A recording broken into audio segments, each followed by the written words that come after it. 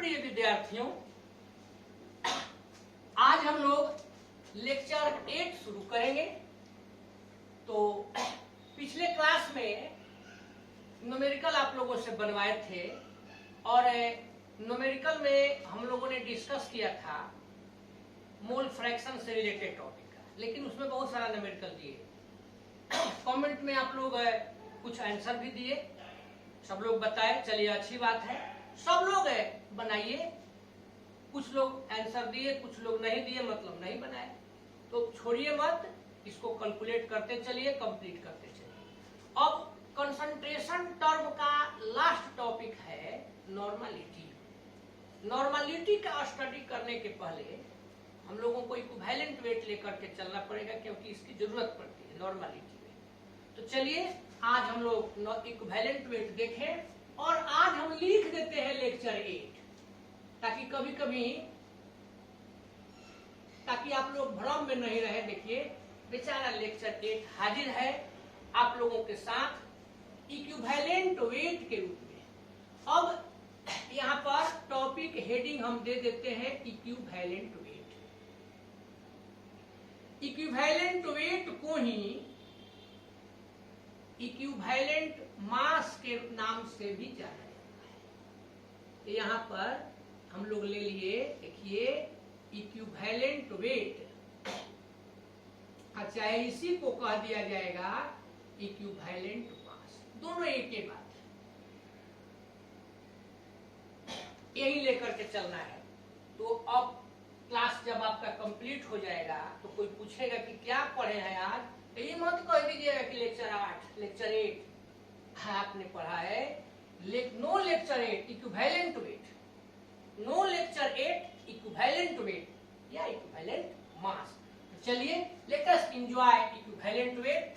यहाँ पर बेचारा वेट का टी गायब है, इसको हम दे देते हैं। अब आगे बढ़ते हैं। सबसे पहले हम लोग इसको डिफाइन करें, इसका कंसेप्ट ले। देखिए किसी भी सबस्टांस को लेते हैं, ध्यान से समझिएगा, बड़ा इंपॉर्टेंट टॉपिक है। किसी भी सबस्टांस को आप लीजिए, वह 1 ग्राम हाइड्रोजन, 8 ग्राम ऑक्सीजन या 35.5 ग्राम Cl2 के साथ उसका जितना पार्ट रिएक्ट करता है या रिलीज होता है उसी को इक्विवेलेंट वेट कहते हैं। यानी इक्विवेलेंट वेट किसी सबस्टांस का वह पार्ट है जो 1 ग्राम हाइड्रोजन, 8 ग्राम ऑक्सीजन या 35.5 ग्राम क्लोरीन को के साथ रिएक्शन करता है या रिलीज करता है, उसको मुक्त करता है। बस हो गया। इक्विवेलेंट वेट को डिफाइन कीजिए, तो the part of any substance that react और release 1 gram H hydrogen H2, 8 gram oxygen और 35.5 gram chlorine is called equivalent weight. अब इसी को यदि वॉल्यूम के रूप में दे दे तो आप निकाल दीजिए कि 1 ग्राम हाइड्रोजन का कितना वॉल्यूम होगा। तो एनटीपी पर चाहे एसटीपी पर 1 मोल कोई सबस्टांस होता है तो उसका वॉल्यूम 22.4 लीटर या 22,400 मिलीलीटर होता है।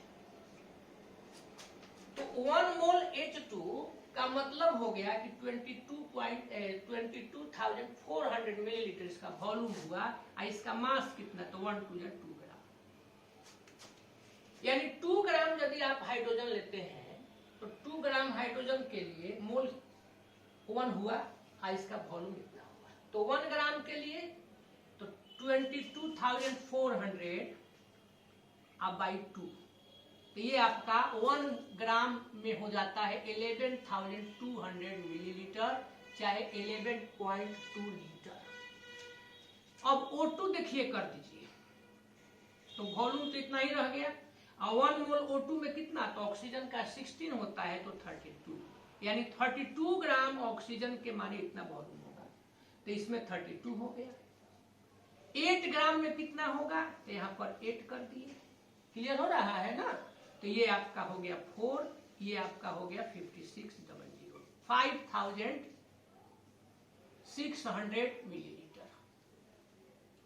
और क्लोरीन अब देखिए लेते हैं Cl2, तो Cl2 का वॉल्यूम तो इतना ही होगा 1 मोल गैस का, लेकिन मास तो इसका 35.5 होता है, तो ये 71 ग्राम हो गया।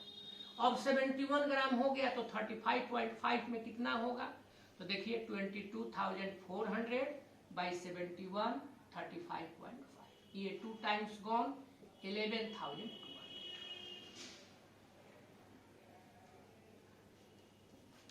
तो हम लोग यह भी कह सकते हैं कि किसी सबस्टांस का इक्विवेलेंट वेट उसका वह पार्ट होता है जो 1 ग्राम H2, 8 ग्राम O2 या 35.5 ग्राम Cl2 को, अथवा 11,200 millilitre O2 H2 at STP, 5,600 millilitre O2 at STP या 11,200 millilitre Cl2 at STP release करता है या रिएक्ट करता है।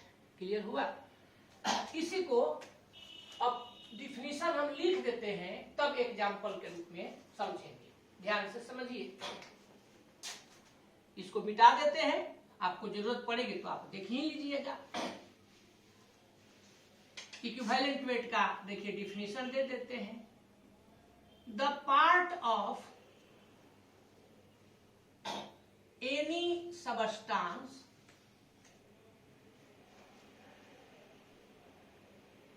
दैट रिएक्ट और रिलीज कितना, 1 ग्राम हाइड्रोजन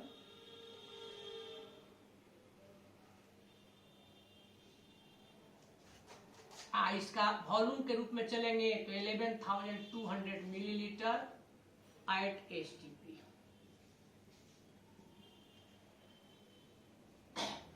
8 ग्राम कौन चीज बोले थे, ऑक्सीजन, इसका निकाले थे 5600 मिलीलीटर एट STP, और 35.5 ग्राम क्लोरीन,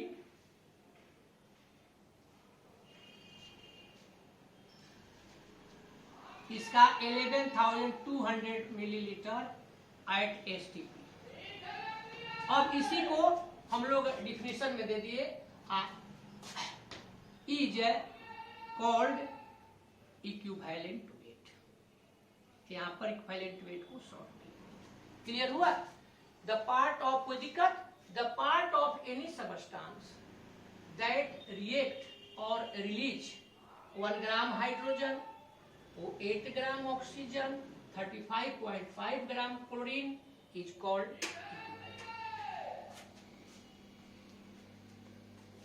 अब इसके डिफिनीशन को हम लोग देख लिए, एग्जाम्पल पर चलते हैं। इसको ई के द्वारा जनरली रिप्रेजेंट किया जाता है, पहले इतना जान ले, लिख देते हैं तब एग्जाम्पल में चलेंगे।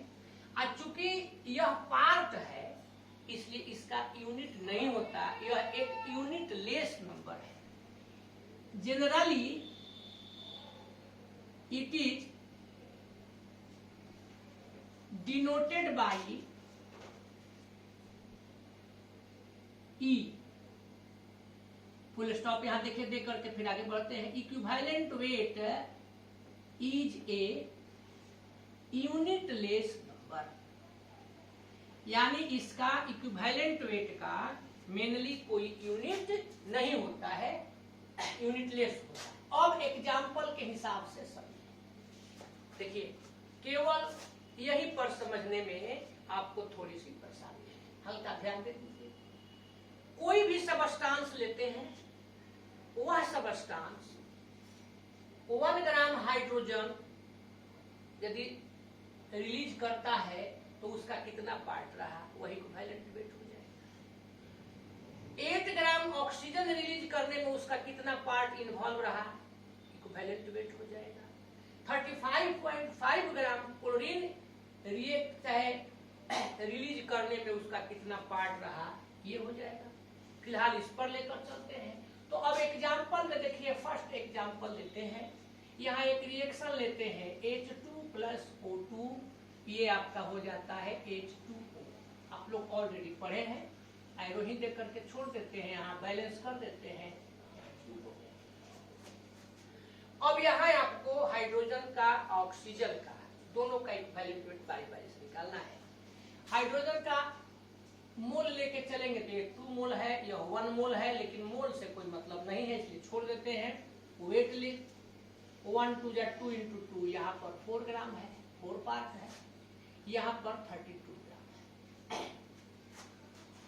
अब कोई पूछे कि ऑक्सीजन का इक्विवेलेंट वेट कितना होगा, तो आप निकाल देंगे।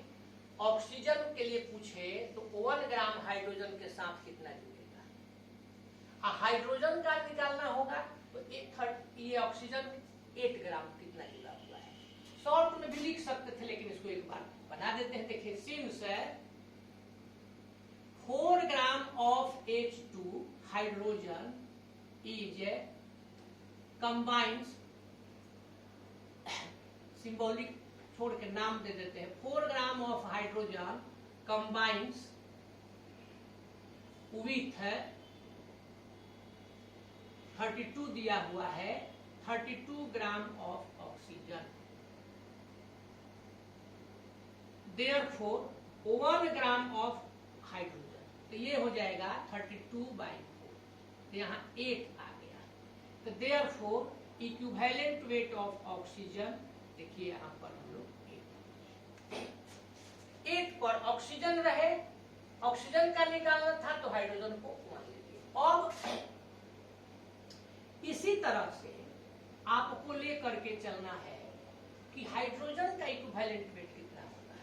तो जरा ध्यान दीजिए मेरे विद्यार्थियों, अब हाइड्रोजन का निकालना है तो ये 32 है, आप निकाल देंगे ऑक्सीजन कितना लेकर के चला जाता है 8 ग्राम, कि 8 ग्राम ऑक्सीजन के साथ कितना हाइड्रोजन कंबाइन है।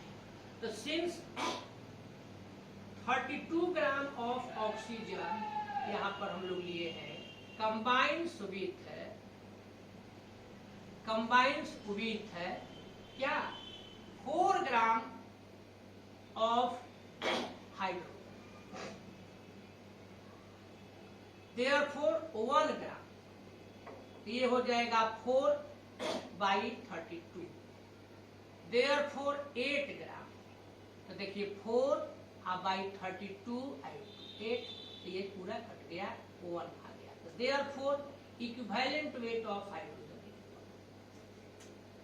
चूंकि हमको समझाना था तो इतना लिखे, अब आप यही जानने लगेगा तो देखिए इसी इक्वेशन को शॉर्ट में बता देते हैं। 2H2O, यहाँ पर ये दिया हुआ है 4 ग्राम, 1 2 जा 2 2 जा 4, ये 32 ग्राम। हाइड्रोजन से 1 पर निकलवाते हैं, तो जब ये 4 था तो 32 था, ये 1 हो जाएगा तो ये क्या हो जाएगा 4 8 जा।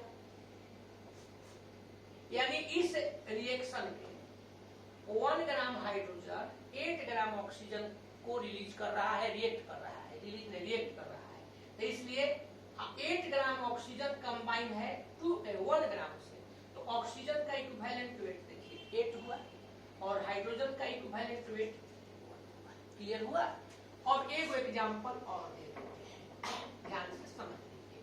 बी नंबर में रिएक्शन एक दिए हुए हैं H2 + Cl2, ये आपका हो गया 2HCl। यहाँ पर 2 ग्राम, यहाँ पर इसका 35 होता है, 35.5 होता है, तो 71 ग्राम। अब हाइड्रोजन 1 ग्राम कर दीजिए, तो ये कितना हो जाएगा 35.5 ग्राम। तो दिक्कत 2 पर इतना है तो 1 पर। अब कोई पूछे इस रिएक्शन के आधार पर कि हाइड्रोजन का इक्विवेलेंट वेट क्या होगा, तो हाइड्रोजन का देखिए 35.5 ग्राम के साथ क्लोरीन के साथ 1 ग्राम हाइड्रोजन जुड़ा हुआ है, इसलिए 1 होगा। अब क्लोरीन का क्या होगा, तो 1 ग्राम के साथ कितना जुड़ा हुआ है, तो इसलिए यहाँ पर आप लिख दिए इक्विवेलेंट वेट ऑफ क्लोरीन, तो ये हो गया 35.5 ग्राम। नहीं, इसका यूनिट नहीं होता है, हमने लिखा है इट इज यूनिट। तो इस प्रकार से हम लोग इक्विवेलेंट वेट। अब यही चीज अगर वॉल्यूम के रूप में दिया रहे तो इसको लेकर के चलते हैं, लेकिन चूंकि वॉल्यूम की कोई जरूरत नहीं है इसलिए हम लोग ग्राम से ही समझ लिए। यानी कोई भी सबस्टांस आप लीजिए, यदि उसका इक्विवेलेंट वेट निकालना है, इक्विवेलेंट मास निकालना है, तो क्या करिए, उसको देखिए कि वह 1 ग्राम हाइड्रोजन के साथ कितना कंबाइंड है या कितना वह रिलीज कर रहा है, 8 ग्राम ऑक्सीजन से कितना रिलीज कर रहा है चाहे कंबाइंड है, या 35.5 ग्राम क्लोरीन से। ये 3 को मान करके चला गया है, केवल इतना ही नहीं है और भी है, लेकिन हम लोग 3 को लेकर के चलेंगे 3 के आधार पर। तो क्या इक्विवेलेंट वेट क्लियर हुआ? किसी भी सबस्टांस को आप लीजिए, 1 ग्राम हाइड्रोजन के साथ वह जितना जुड़ा हुआ है इक्विवेलेंट वेट होगा, 8 ग्राम ऑक्सीजन के साथ जितना जुड़ा हुआ है इक्विवेलेंट वेट होगा, या 35.5 ग्राम क्लोरीन के साथ जुड़ा हुआ है इक्विवेलेंट वेट होगा। तो इक्विवेलेंट वेट इस तरह से हम लोग देखें कि इसको कहते हैं। अब लेकर के चला जाएगा, ध्यान दीजिए, इसको आगे बढ़ाते हैं कि ये तो ठीक है रिएक्शन देगा, तो मान लीजिए कि रिएक्शन में आप निकाल लेंगे, लेकिन यह भी दे सकता है कि जैसे सपोज कीजिए आपसे कोई पूछ दिया कि सोडियम का इक्विवेलेंट वेट क्या होगा, तो अब क्या कहिएगा कि पहले रिएक्शन करवाइए तब बताएंगे। तो अब हम लोगों को इक्विवेलेंट वेट निकालना है, टू कैलकुलेट इक्विवेलेंट वेट, यही निकालना सीखेंगे आप। देखिए इक्विवेलेंट वेट ज्ञात करने का एक फॉर्मूला लेंगे हम, इसको ई से लिख देते हैं और ये हो जाएगा मोलर मास। इक्विवेलेंट वेट जिस किसी सबस्टांस का निकालना है उसका हम लोग ले लेंगे molar mass by N factor. अब यही एगो नया टर्म आ गया, एन फैक्टर क्या है, इसी को समझना है, इसी को लेकर के चलेंगे। जरा ध्यान दे दीजिए, यहाँ पर हम लोग एन फैक्टर की शुरुआत करें। एकदम इजीली इसको देखते चलिए, टेंशन फ्री रिलैक्स मूड में। देखिए एन फैक्टर अलग अलग तरह के सबस्टांस के लिए अलग अलग होगा, यही हमको मेन समझाना था। आज के दौर में कोई डिफिनेशन नहीं देता है इक्विवेलेंट वेट किसको कहते हैं, कोई थोड़े पूछेगा ना, आपसे कोई पूछेगा ना एग्जाम में देगा, निकालने के लिए देगा किसी सबस्टांस का। तो अब इसको जानिए ध्यान से, जैसे अलग अलग सबस्टांस के लिए इसका अलग अलग होगा। जैसे अगर आपको एटम का एन फैक्टर निकालना है तो क्या होगा, तो किसी भी एटम का एन फैक्टर उस एटम की valency, valency of an atom is its n factor। अब एग्जाम्पल के तौर पर बहुत इजी है, जैसे आपसे कोई पूछता है कि सोडियम का एन फैक्टर बताइए, मैग्नीशियम का एन फैक्टर बताइए, एल्यूमिनियम का एन फैक्टर बताइए, ऑक्सीजन का एन फैक्टर बताइए, क्या होगा। अब जरा आप सोचिए सोडियम की वैलेंसी कितनी है, तो सोडियम की वैलेंसी आप लोग ऑलरेडी जानते ही हैं 1 होती है, मैग्नीशियम की वैलेंसी 2 होती है, अल्युमिनियम की वैलेंसी 3 होती है, ऑक्सीजन की वैलेंसी, तो ऑक्सीजन का 8 एटॉमिक नंबर होता है, फर्स्ट ऑर्बिट में 2, सेकंड में 6, तो इसको 2 चाहिए, इसकी वैलेंसी 2 होती है। तो ये जो वैलेंसी हुई, इसी वैलेंसी को हम लोग एन फैक्टर के नाम से अगर अब आप एन फैक्टर आप जान गए, नाम देखिए केवल हम लोग अलग अलग दे दिए, तो अब सपोज कीजिए आपसे कोई पूछ दिया कि इक्विवेलेंट वेट ऑफ मैग्नीशियम निकालिए, तो एलिमेंट के लिए आप यह भी फॉर्मूला लिख सकते हैं कि atomic mass by valency, molar mass by valency. लेकिन अब अलग अलग जगह पर अलग अलग लिखे, इससे बढ़िया है कि हमने एक कॉमन फॉर्मूला आपको बना दिया। तो ऑक्सीजन मैग्नीशियम का निकालना है तो इसका कितना होता है 24, तो 24 अब बाई इसका N factor, that means valency कितना होगा तो 2। तो देखिए ये आपका हो गया मैग्नीशियम का इक्विवेलेंट वेट। यानी कोई भी आइटम का आपसे पूछा जाए, क्लियर हो रहा है ना, कोई भी आइटम का पूछा जाए, कोई भी आइटम देता है तो उसका मोलेकुलर एटॉमिक वेट यानी कि मोलर मास निकाल दीजिए, उसके वैलेंसी से डिवाइड कर दीजिए। लेकिन अब आइटम के लिए दूसरा फॉर्मूला, आयन के लिए दूसरा फॉर्मूला लिखे, इससे बढ़िया है कि ये दे दी आइटम के लिए होगा। अब देखिए आप लेकर के चलिए सेकेंड में आयन के लिए, चाहे वो पॉजिटिव आयन हो चाहे वह निगेटिव आयन हो, अगर कोई आयन का आपसे निकालने के लिए दे देता है, जैसे आपसे पूछ दिया जाए कि equivalent weight of magnesium plus 2+ Mg2+, तो इसका क्या होगा, तो मास तो लिखेंगे अब बाई एन फैक्टर। अब इसका एन फैक्टर क्या है, तो किसी भी आयन का एन फैक्टर होता है total number of charges, short में लिख देते हैं प्रेजेंट चार्जेज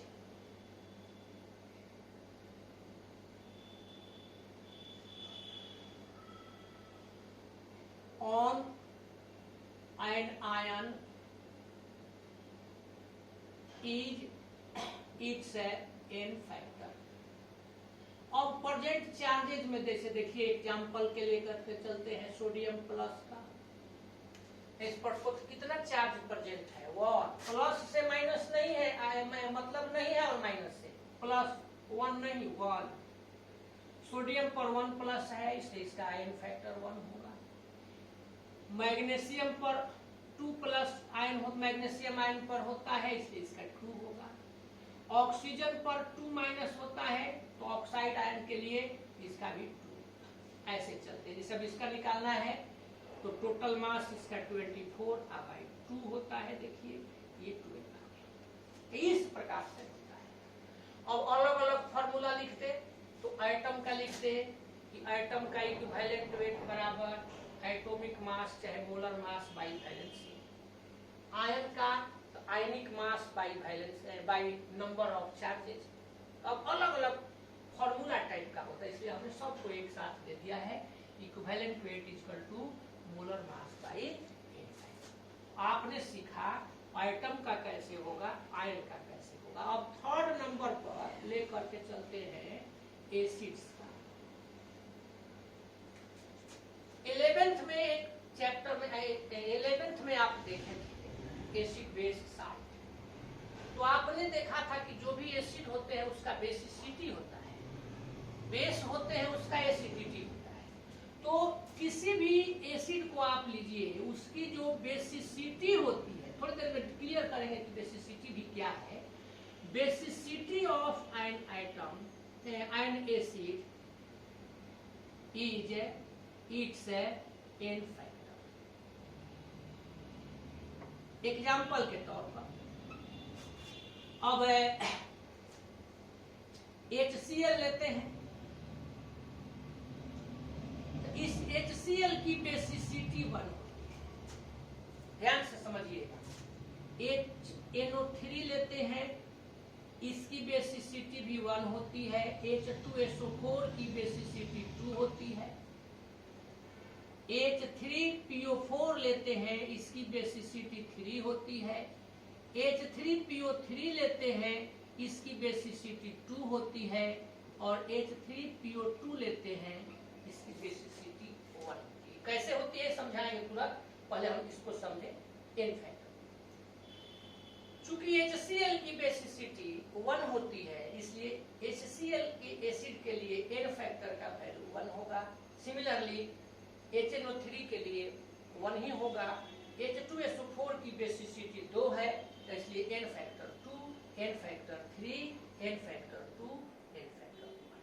अब प्रश्न है, ये हम थर्ड के बाद आगे बढ़ेंगे। जैसे अब मान लीजिए कि आपको निकालना है H2SO4 का इक्विवेलेंट रेट, तो मोलर मास H2SO4 का कितना होता है, 1 2 2 प्लस 16 इसका एटॉमिक नंबर है तो 32 प्लस 8 इसका एटॉमिक नंबर है, 16 इसका एटॉमिक मास है तो 16 इंटू 4 64 2 32 64 98 हो जाएगा। बाई इसकी बेसिसिटी कितनी है, तो 2 है, तो इसलिए इसका n फैक्टर भी 2 है। और इस तरह से यह हो गया 49। ऐसे निकालते हैं। तो अब जरूर आप लोगों के मन में ये बात आ रही होगी कि बेसिसिटी किसको कहते हैं। अब इसी बेसिसिटी के बारे में हम लोगों को ज्ञात करना है कि बेसिसिटी क्या है, बेसिसिटी कैसे निकालेंगे, पता किया जाए। टॉपिक के रूप में इसको बना देते हैं। देखिए, एसिड का डिफिनीशन क्या है। एसिड का डिफिनीशन है कि किसी भी एसिड वैसे सबस्टांस होते हैं जिनमें H+ आयन को रिलीज करने की टेंडेंसी होती है। जो H+ आयन को रिलीज करते हैं, हाइड्रोजन आयन, ये हाइड्रोजन आयन अलग अलग है, केमिस्ट लोगों का अलग अलग कंसेप्ट दिया हुआ है, हम लोगों को चूंकि बेसिसिटी लेकर के चलना है। तो किसी भी एसिड के द्वारा जितने भी हाइड्रोजन आयन को रिलीज किया जाता है, रिप्लेस किया जाता है, तो उसी नंबर को बेसिसिटी कहते हैं। द नंबर ऑफ रिप्लेसेबल को रिलीज्ड भी कह सकते हैं। हाइड्रोजन आयंस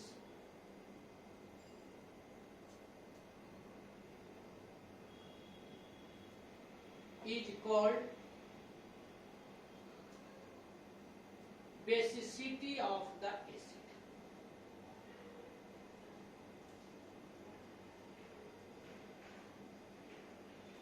एग्जाम्पल सब तो दे ही चुके हैं, केवल समझने के लिए दे देते हैं। Basicity of HCl1, basicity of H2SO4। किसी भी एसिड के द्वारा जितने भी H+ आयन को, हाइड्रोजन आयन को रिप्लेस चाहे रिलीज करने की टेंडेंसी होती है, जितना रिप्लेस चाहे रिलीज कर सकता है, तो उसी नंबर को बेसिसिटी कहा जाता है। HCl1 H2SO4।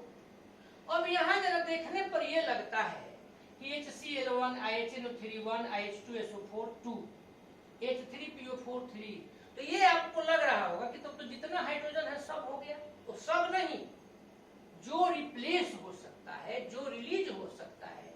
अब कैसे जानेंगे कि कितना रिप्लेस होगा और कितना रिलीज होगा? तो इसको जानने के लिए फिर थोड़ा सा पीछे चलिए। देखिए, केमिस्ट्री है मजेदार टॉपिक, लेकिन ध्यान देना पड़ेगा, बहुत इंटरेस्ट आएगा इसमें, थोड़ा सा देखिए तो सही। तो अब इसको जानने के लिए थोड़ा सा पीछे चलिए। कहां पर भाई? Levy-straws structure. ये लेवी-स्ट्रॉस स्ट्रक्चर किस चैप्टर में था? तो केमिकल बॉन्डिंग में था।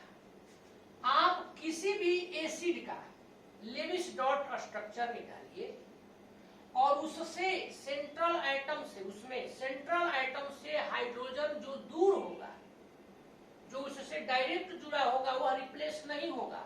जो दूर होगा तो वही नंबर ऑफ, जो दूर वाला जो रहा उसी को कहा जाएगा बेसिसिटी। अब इसी को एक्सप्लेन करते हैं। तो एक्सप्लेन करने में HCl की कोई जरूरत नहीं है एक्सप्लेन करने की, बाकी को आप करिए तो हम H2SO4 वगैरह का देखिए अब एक्सप्लेन करते हैं। बेसिसिटी निकालने के लिए स्ट्रक्चर निकालेंगे, LDS Lewis dot structure. Lewis dot structure को देखा जाए, ध्यान दीजिए। सबसे पहले यहां पर हम लोग स्ट्रक्चर ले लें।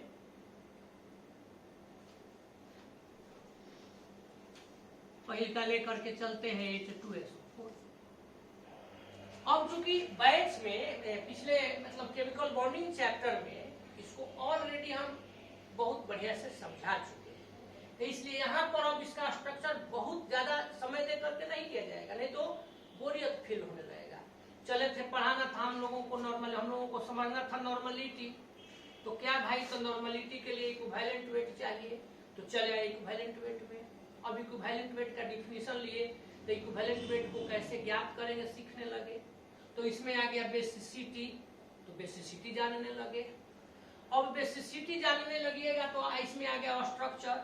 अब स्ट्रक्चर को बढ़िया से पढ़ने लगिएगा, तो फिर जब स्ट्रक्चर लेकर के चलिएगा तो इसमें single bond, double bond, triple bond आ जाएगा। उसको डिटेल्स में लेकर के चलिए तो पता चलेगा कि जहां चलना था वो खत्म हो गया, वहां टॉपिक नहीं आएगा।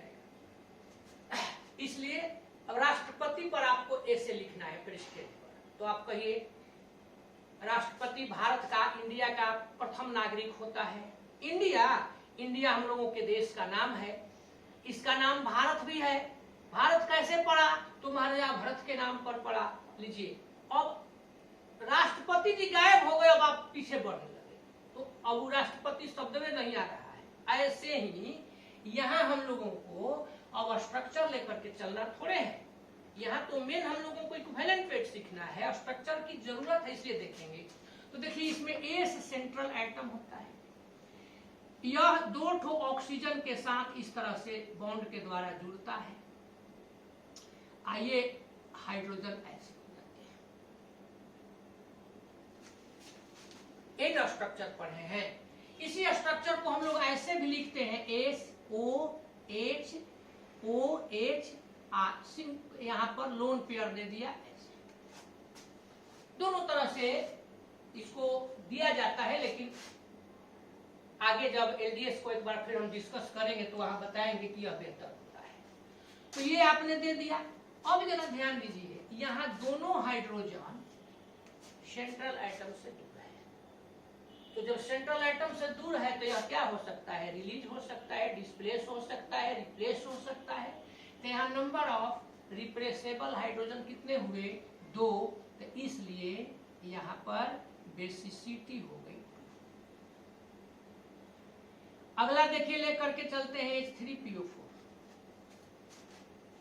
सेंट्रल एटम कौन होगा, तो सेंट्रल एटम P होगा। एक ऑक्सीजन के साथ यह देखिए डबल बॉन्ड कर दिए, O, यहां पर भी O, यहां पर भी O, चारों लिख दिए। अब 3 को बच गया हाइड्रोजन, तो single bond H, single bond H, single bond H। ये तीनों ही हाइड्रोजन यहाँ पर कैसे पूरा हुआ, देखिए हाइड्रोजन का डबलेट पूरा करना है, दोनों के बीच एक इस हाइड्रोजन का भी पूरा हो गया। ऑक्सीजन का ऑक्टेट पूरा करना है, तो ऑक्टेट पूरा करना है तो यहाँ पर दोनों तरफ से शेयरिंग कर लिया, इस तरह से होता है। यहाँ तीनों हाइड्रोजन सेंट्रल एटम से दूर है, तो इसलिए इसकी बेसिसिटी हो जाएगी। देखिए तीनों दूर है तो बेसिसिटी थी, ऐसे लेकर के चलते हैं। एगो के साथ डबल बॉन्ड बना दीजिए बाकी। चलिए थर्ड नंबर पर देखिए लेकर के चलते हैं H3PO3।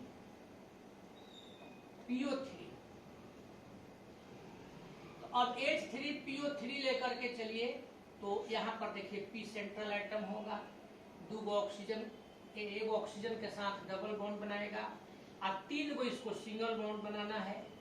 तो 3 को बनाना है, वो एगो हटिएगा तब वो 2 को केवल बच रहा है, एगो H ले लिए। क्लियर हो रहा है ना।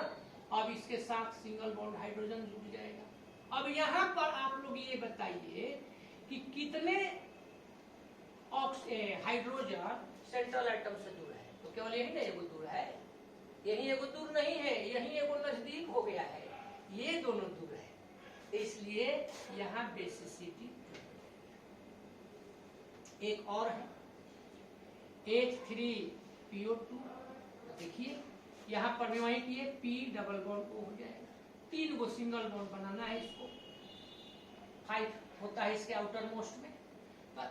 ऑक्सीजन डुएट होता तो एगो के साथ बना देगा। अब तो 2 गो अभी सिंगल बॉन्ड बनाना है, तो हाइड्रोजन,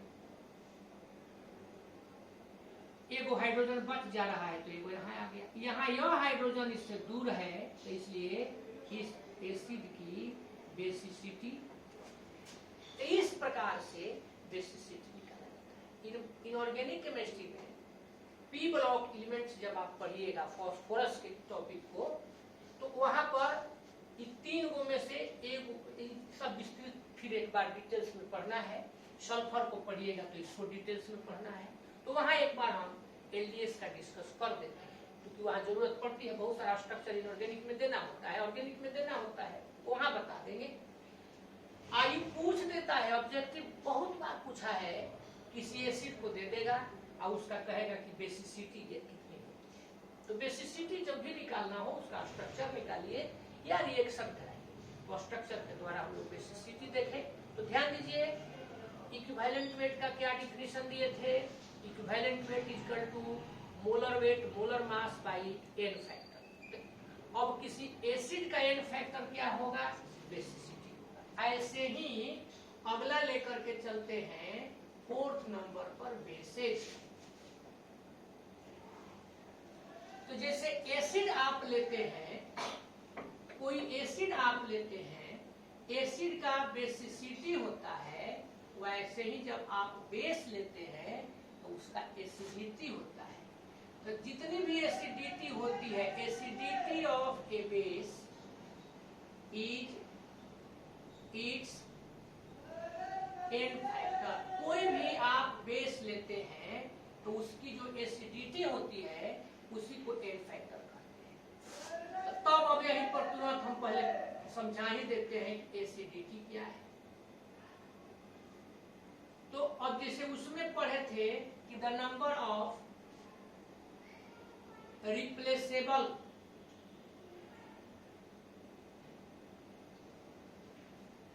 या released H plus ion, hydrogen ion, तो यहाँ कहेंगे OH minus ion is called acidity of a base. यहाँ पर एसिडिटी ऑफ ए बेस। अब एग्जाम्पल के तौर पर एसिडिटी ऑफ NaOH, तो OH 1 होगा, इसमें प्लेस होगा, देयरफॉर एन फैक्टर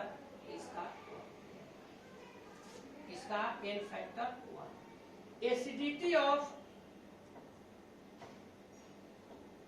NaOH के जगह पर देखिए ले लिए कैल्शियम हाइड्रोक्साइड CaOH2, तो इसका 2 हो जाएगा, देयरफॉर एन फैक्टर यहाँ आपको निकालना होगा, तो यह कितना लिख देंगे, ऐसे ही लेकर के चलेंगे।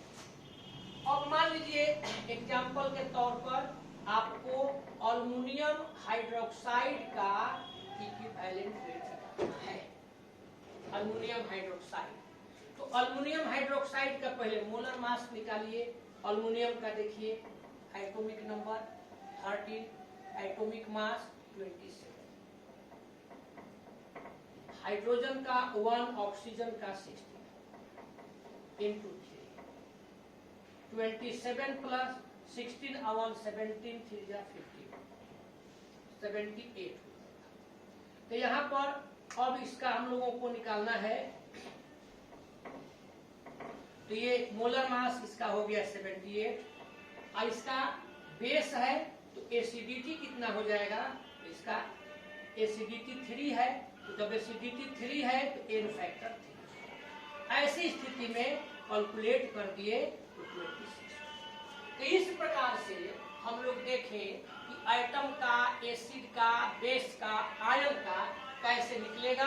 अब लेकर के चलते हैं साल्ट का, पहले इसको एक बार देख लीजिए फिर आगे। चलिए अब प्रिपरेशन इतना का हो गया, तो आगे बढ़ते हैं 5th नंबर पर। देखिए लेकर के चलते हैं साल्ट। साल्ट में आप लोग देखते हैं जैसे NaCl एक साल्ट है। तो किसी भी साल्ट के एन फैक्टर को पहले हम बताएंगे। हमको इक्विवेलेंट वेट नहीं बताना है, इक्विवेलेंट वेट तो क्लियर है, molar mass by N factor. तो एन फैक्टर आप लेके चल रहे हैं, तो total number of positive charges on cation, या इसी को आप यह भी कह सकते हैं कि total number of negative charges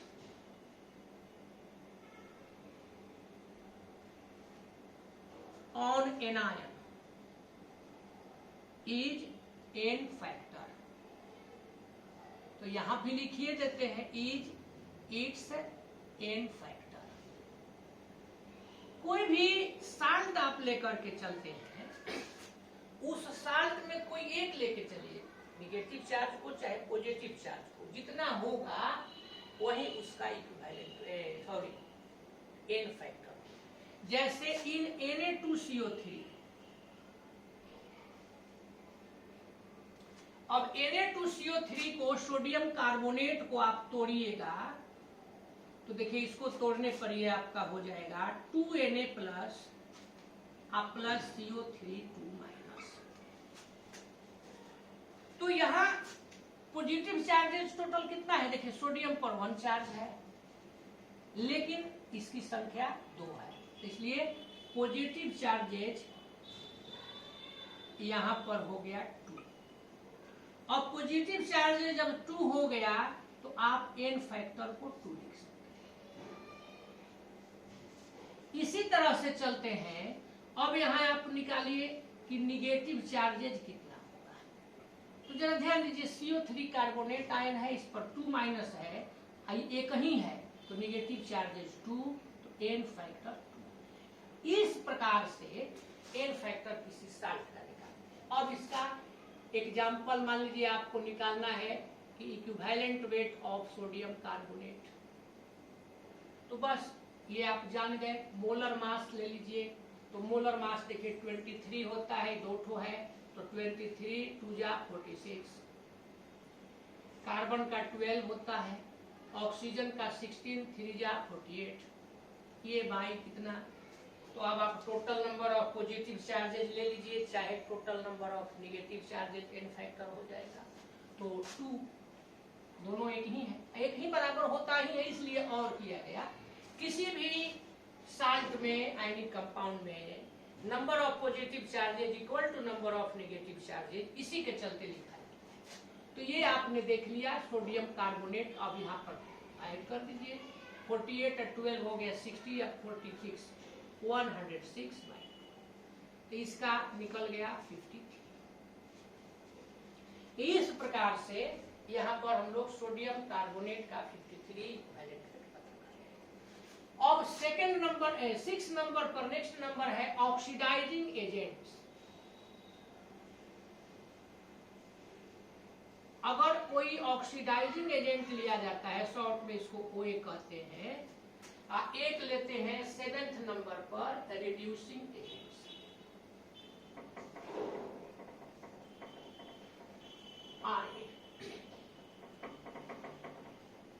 तो किसी ऑक्सीडाइजिंग एजेंट और रिड्यूसिंग एजेंट के लिए एन फैक्टर क्या होगा, तो पहले जानिए कि ऑक्सीडाइजिंग एजेंट कहते किसको है। ऑक्सीडेशन नंबर के आधार पर, तो ऑक्सीडेशन नंबर के आधार पर ऑक्सीडाइजिंग एजेंट, आप लोगों को याद होगा एगो डिफिनीशन दिए थे रेल, ऑक्सीडेशन रिडक्शन चैप्टर में 11th में रेडॉक्स रिएक्शन जो आप पढ़े थे, तो वहां ऑक्सीडेशन के डिफिनीशन के लिए लिखे थे रेल। इसमें आर का बदलाए थे ऑक्सीडेशन में कि रिप्लेसमेंट ऑफ हाइड्रोजन, हाइड्रोजन निकल जाता है, addition of oxygen, increase in oxidation number, losing of electron. तो यहाँ आई से होता है इंक्रीज इन ऑक्सीडेशन नंबर चाहे ऑक्सीडेशन स्टेट। एक ही बात, ये ऑक्सीडेशन के लिए हुआ। या नहीं होगा। रिडक्शन में जस्ट इसके उल्टा है। तो रिडक्शन में होगा डिक्रीज इन ओएस चाहे डिक्रीज इन ओएस।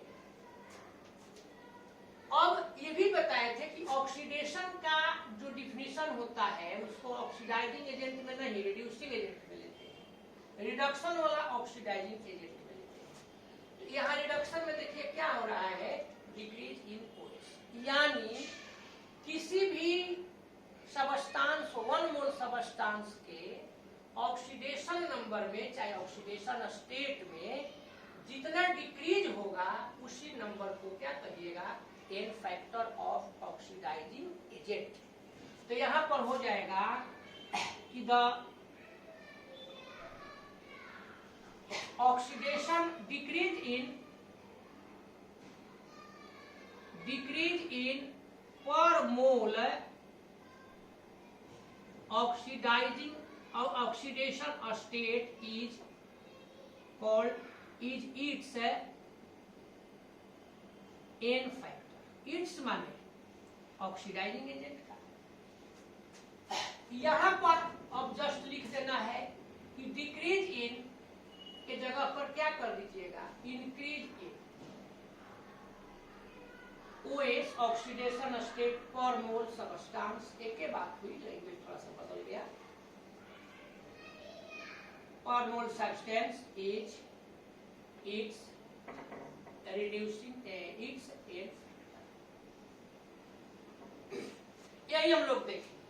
अब इसके एग्जाम्पल पर विचार कीजिए। इसका एग्जाम्पल हम लोग कैसे देंगे। कोई भी रिएक्शन आप कराते हैं तो रिएक्शन में आप देखिए कि ऑक्सीडेशन स्टेट में क्या चेंजिंग हो रही है, उसी के आधार पर। तो एग्जाम्पल के तौर पर हम एक रिएक्शन को देखते हैं। पहले इसको तो देखिए, इसको समझने के लिए हम एक रिएक्शन लेते हैं Fe प्लस CuSO4। ये आपका हो गया FeSO4 प्लस Cu। इसमें आपसे पूछ देगा ऑक्सीडाइजिंग एजेंट का, रिड्यूसिंग एजेंट का, कि आप एन फैक्टर। अब एन फैक्टर निकालने के लिए आपको ज्यादा मेहनत की जरूरत नहीं है। देखिए ऑक्सीडेशन स्टेट जानते ही हैं, Fe अकेले है, इस स्टेट में अकेले रहने पर नेगेटिव स्टेट में इसका 0 हो जाता है। यहाँ SO4 का आपने पढ़ा है -2 होता है, ये +2। ऐसे ही CuSO4 है, SO4 का -2, Cu का +2, यहाँ 0। अब जरा ध्यान दीजिए, Fe 0 है, यहाँ ऑक्सीडेशन नंबर इसका +2 हो गया है। तो चूंकि इसका ऑक्सीडेशन नंबर डिक्रीज की इंक्रीज हो रहा है, तो इसका ऑक्सीडेशन हो रहा है, यानी यह एक रिड्यूसिंग एजेंट है। ये पूरा ऑक्सीडाइजिंग एजेंट है। अब आपको सपोज कीजिए यहाँ Fe का इक्विवेलेंट वेट ज्ञात करना है। तो यहाँ Fe के लिए पहले आप मोलर मास, एटॉमिक मास ले लेंगे, 56 होता है। आप कितना का चेंज हो रहा है, तो 2 का चेंज हो रहा है। तो इसलिए यहाँ एन फैक्टर क्या हो जाएगा, 2 हो जाएगा, तो 28। अब आपको यदि कॉपर सल्फेट का निकालना है तो क्या करेंगे, तो इसका 2 मेथड से निकल सकता है। SO4 पर टोटल चार्ज -2, यानी total charges on anion 2, n factor 2। Cu पर टोटल चार्ज +2, तो एन फैक्टर 2।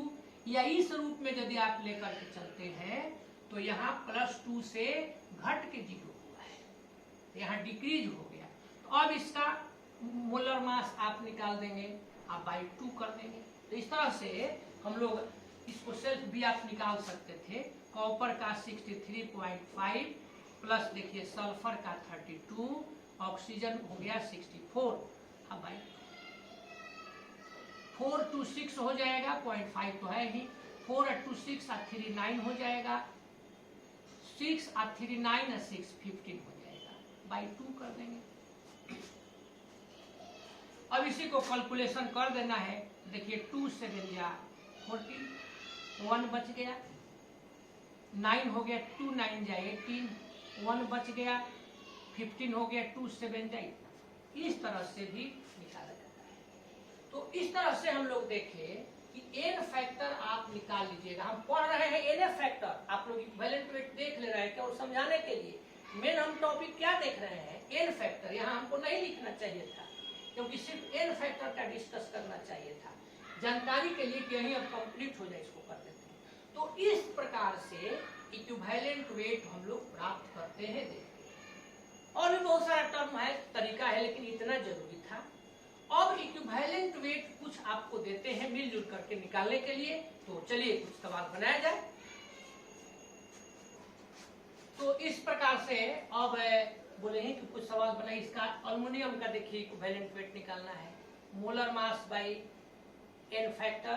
तो मोलर मास इसका 27, आयन फैक्टर आइटम है तो इसका वैलेंसी होगा, तो 27/3 9 हो जाएगा। H3PO4 का आपको निकालना है। तो H3PO4 एक एसिड है, और किसी भी एसिड का एन फैक्टर उसकी बेसिसिटी होती है। H3PO4 की बेसिसिटी 3 है, यहाँ पर बतेबे किए थे जस्ट पहले। तो molar mass by N factor, तो मोलर मास इसका निकालिएगा, तो 1 3 3 प्लस 31 और प्लस 16 इंटू 4/3, तो 98/3 इसका निकल गया, 32.66।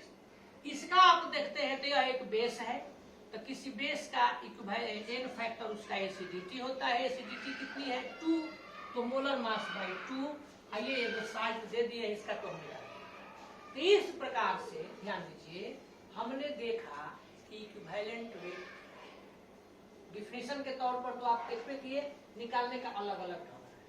किसी कुछ सबस्टांस ऐसे भी हैं जिनका इक्विवेलेंट वेट वैरी करता है, बदलते रहता है। तो अब वही हम लोग देखेंगे कि किस सबस्टांस का इक्विवेलेंट वेट वैरी करता है, उसको हम कैसे पहचानेंगे। इक्विवेलेंट वेट में वैरी, ध्यान दीजिए, यानी बदलता रहता है। तो देखिए दो तरह की स्थितियां यहाँ पर क्रिएट हो गई। आपने पढ़ा है कि किसी भी एटम का एन फैक्टर उसकी वैलेंसी। अब कुछ ऐसे एलिमेंट्स हैं जिनकी वैलेंसी वेरिएबल होगी। तो जब वेरिएबल वैलेंसी होगी तो उस स्थिति में उनका इक्विवेलेंट वेट भी वेरिएबल होगा। तो elements having variable valency so different equivalent weight. तो फर्स्ट हो गया, देखिए एलिमेंट्स है having variable valencies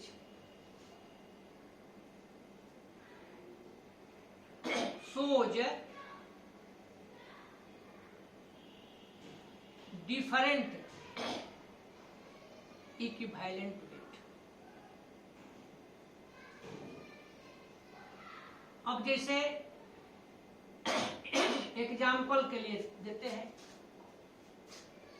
equivalent weight of copper in CuCl। यहाँ CuCl2 में कॉपर का इक्विवेलेंट वेट निकालना है। अब जरा ध्यान दीजिए, CuCl2 लेते हैं, CuCl2, तो यहाँ कॉपर कितना है तो 63.5 ग्राम। अब क्लोरीन कितना है तो 35.5 होता है, 2 ठो है 71 ग्राम। यहाँ पर 71 gram chlorine, here 71 gram chlorine combines with 63.5 gram of copper, therefore 1, therefore chlorine रहने पर कितना पर निकाल देते हैं 35.5। तो अब अगर इसको हम लोग 35.5 ग्राम कर देते हैं तो इस स्थिति में यह कितना हो जाएगा 63.5/2। क्लियर है। तो यहाँ पर इक्विवेलेंट वेट हो जाएगा 63.5/2, क्योंकि यहाँ पर एन फैक्टर कितना हो जाएगा 2 हो जाएगा। अब इसको कैलकुलेट कर दीजिए 31.75। अब अब इसी तरह से आपको निकालना है equivalent weight of copper in Cu2Cl। तो जरा ध्यान दीजिए, Cu2Cl2 ये है 71 ग्राम, ये कितना हो जाएगा? तो 63.5 इंटू 2। अब ये यदि 71 को हम 35.5 ग्राम कर दें तो ये कितना हो जाएगा?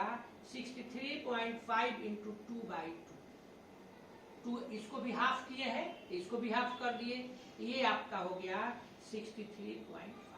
तो यहां पर देखिए कॉपर का इक्विवेलेंट वेट 63। तो जो भी एलिमेंट वेरिएबल वैलेंसी को शो करते हैं उनके इक्विवेलेंट वेट भी वैरी करते रहते हैं। और एलिमेंट्स को छोड़ करके कौन है? तो कुछ एसिड्स और बेसेज भी हैं जिनकी वैलेंसी वेरिएबल होती है।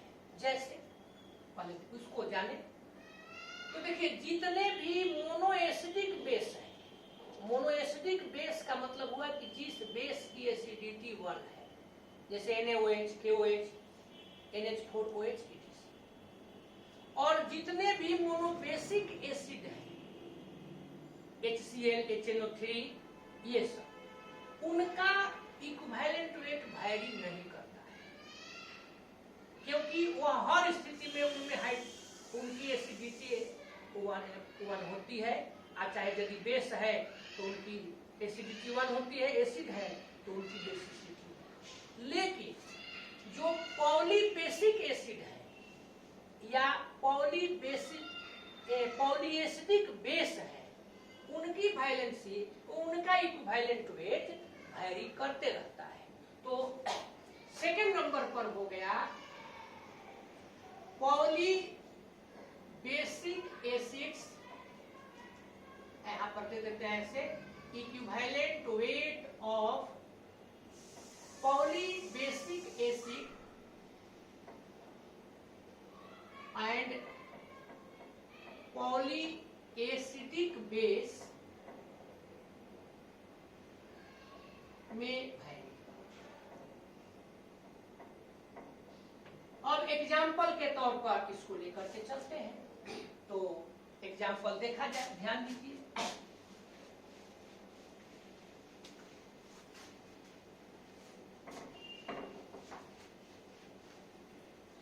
यहां पर देखिए, हम ज्यादा नहीं सल्फ्यूरिक एसिड को लेते हैं, इसी का इक्विवेलेंट वेट आपको निकालना है। अब इसका रिएक्शन करा देते हैं NaOH से, एग्जाम्पल के तौर पर। तो देखिए यहां दो तरह से रिएक्शन करेगा। एक रिएक्शन करता है सोडियम आइसोफोर H के साथ मिलकर के यहां बना देता है NaHSO। ध्यान दीजिए, प्लस NaHSO। अब एक OH बच गया, एक OH बच गया, तो यहां पर प्लस H2O। ये एक रिएक्शन होता है। यहां सेकंड में लेकर के चलते हैं, देखिए H2SO4 प्लस NaOH, तो ये बनाता है Na2SO4। टेम्परेचर के डिफरेंस पर होता है। अब Na2 कह दिए तो यहाँ पर 2 हो गया। बैलेंस कीजिए, Na2SO4 निकल गया, OH 2 H2, तो यहाँ पर 2H2। अब जरा ध्यान दीजिए, यहाँ पर H2SO4 के लिए N फैक्टर क्या होगा? यहाँ पर भी इस H2SO4 का N फैक्टर क्या होगा? N फैक्टर एसिड है, एसिड का N फैक्टर उसकी बेसिसिटी होती है, तो यहाँ बेसिसिटी क्या होगी? तो नंबर ऑफ रिप्लेसेबल। अब जरा ध्यान दीजिए, इस H2SO4 में से कितना H रिप्लेस हुआ है? 1। एगो OH के साथ मिलकर के H2O निकला। तो number of replaceable H atom 1 हुए हैं यहाँ। यहाँ क्या हुआ है? दोनों H, दो OH के साथ मिलकर के हुआ, तो हो गया। तो यहाँ इक्विवेलेंट वेट ऑफ H2SO4 आप लेकर के चलेंगे, इसका मोलर मास बाई 1 हो जाएगा। मोलर मास इसका कई बार निकाले हैं, 1 2 2 प्लस 32 प्लस 16 इंटू 4 9498/1। यहां पर आप लेकर के चलेंगे इक्विवेलेंट वेट ये हो गया। अब इसका 98 होता है, यहाँ एन फैक्टर 2 है, ये 49। तो इस प्रकार से आपने इक्विवेलेंट वेट का फुल कंसेप्ट लिया, और यहाँ आपको बस इतना ध्यान जरूर रखना है कैसे हम लोग निकालते हैं। सॉल्यूशन चैप्टर के अंतर्गत चलिए, अब इस चैप्टर के अंतर्गत बहुत ज्यादा का इतना का निकालना नहीं है। जनरली एसिड बेस लेकर के आदमी चलता है, थोड़ा सा जरूरत पड़ती है एसिड बेस अधिक से अधिक साथ। बाइनरी सॉल्यूशन होता है, उसमें सॉल्वेंट के रूप में कुछ लेते हैं और सॉल्यूट के रूप में एसिड डिजोल्व कराते हैं, बेस डिजोल्व कराते हैं, साल्ट डिजोल्व कराते हैं। तो इसलिए एसिड बेस साल्ट से रिलेटेड जरूरत था। लेकिन क्योंकि जो भी आप कॉम्पिटिटिव स्टडी करते हैं तो उसमें थॉरो स्टडी जरूरी होती है, इसलिए हमने टोटल दे दिया। और इसमें आप एक चीज दिमाग में रखिएगा, शुरू में बताए थे यूनिट लेस होता है। Equivalent weight is a unitless number. बस केवल एक फॉर्मूला दिमाग में रखिए, equivalent weight equal to molar mass by N factor. तो इतना हम लोग देखें। अब अगला एक छोटा सा टॉपिक है, इसी से रिलेटेड है, जान करके आगे बढ़ा देते हैं ताकि थोड़ा पिछला पढ़ करके आप आएंगे। ग्राम इक्विवेलेंट वेट और ग्राम इक्विवेलेंट। और एक्चुअली ग्राम इक्विवेलेंट की ही हमें जरूरत पड़ती है, इक्विवेलेंट वेट के नहीं। लेकिन ग्राम इक्विवेलेंट वेट तभी निकालेंगे जब सीखे रहेंगे। तो इसलिए अब ग्राम इक्विवेलेंट की हमको नॉर्मलिटी में जरूरत है, तो नॉर्मलिटी के साथ इसको देखा जाएगा।